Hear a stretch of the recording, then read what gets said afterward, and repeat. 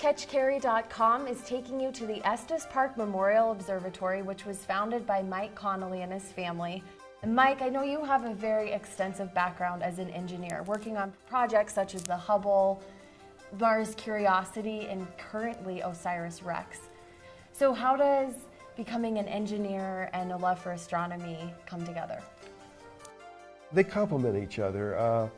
The engineering aspect is a result of the scientists wanting to study and explore new adventures. And, all of the missions that I've worked on, Hubble, MSLA, which is Curiosity, and the current one I'm working with is OSIRIS-REx, they all have a science background. The OSIRIS-REx mission is to go out and hunt down an asteroid and study an asteroid and eventually bring back a little chunk of it so that we can see what the initial solar system was made out of. When can we expect to see that asteroid? The launch is scheduled in 2016, that's OSIRIS-REx. It'll go flying out to this asteroid. It takes about 2 years to get there. This asteroid is what they call a near-Earth asteroid, so it crosses the Earth's orbit, and it takes 2 years to get there. It'll spend 2 years taking all kinds of measurements. At the end of that period, it reaches down, it gets to like 20 feet of the asteroid and sends a big arm down and grabs a chunk of it and puts it in a capsule, flies it back, and that takes another 2 years to get back, and then it lands on Earth. It'll be out in Nevada, out in either Nevada or Utah in the proving grounds, and they're going to snatch it out of the air off a parachute and study the asteroid.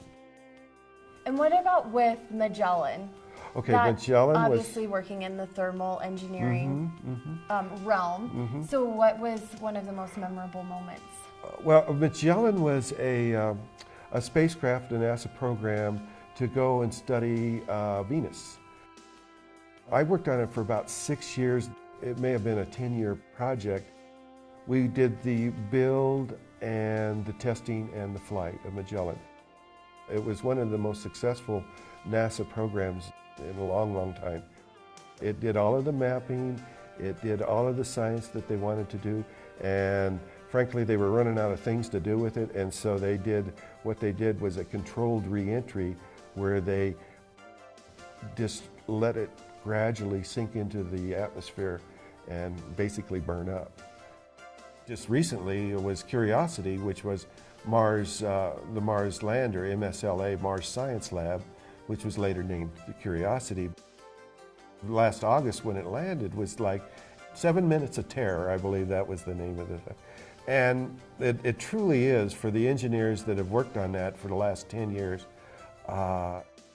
their whole mission boils down to this 7-minute landing phase, and that's one of the most exciting portions of the mission.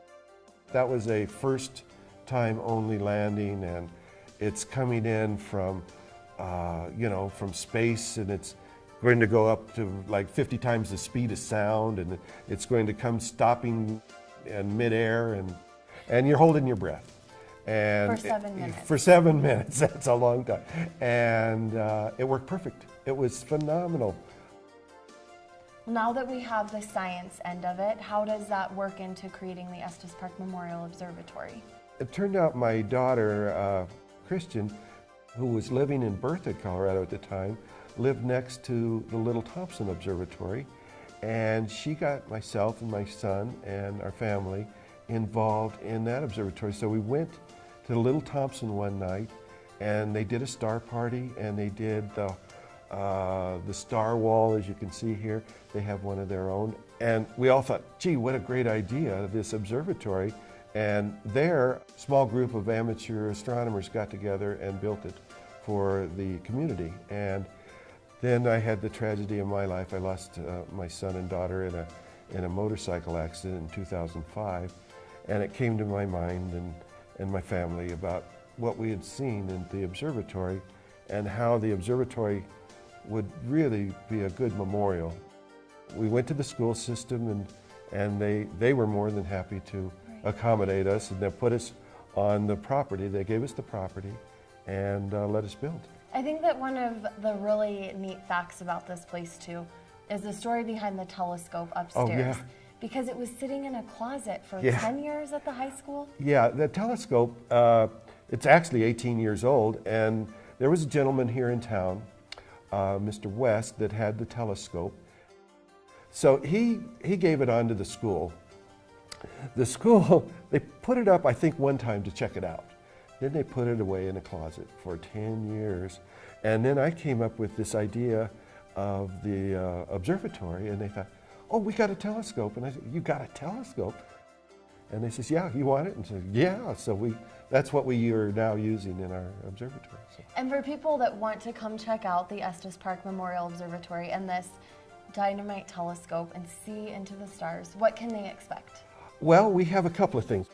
We have open house nights, usually once a month, okay? And that's in conjunction with our Estest Valley Astronomical Society, which is a small group of astronomers that meet here, and we set up the telescope. Then we have our website, which is angelsabove.org. You can go to the website and set up a viewing night for you or your family, and it's all donation-based.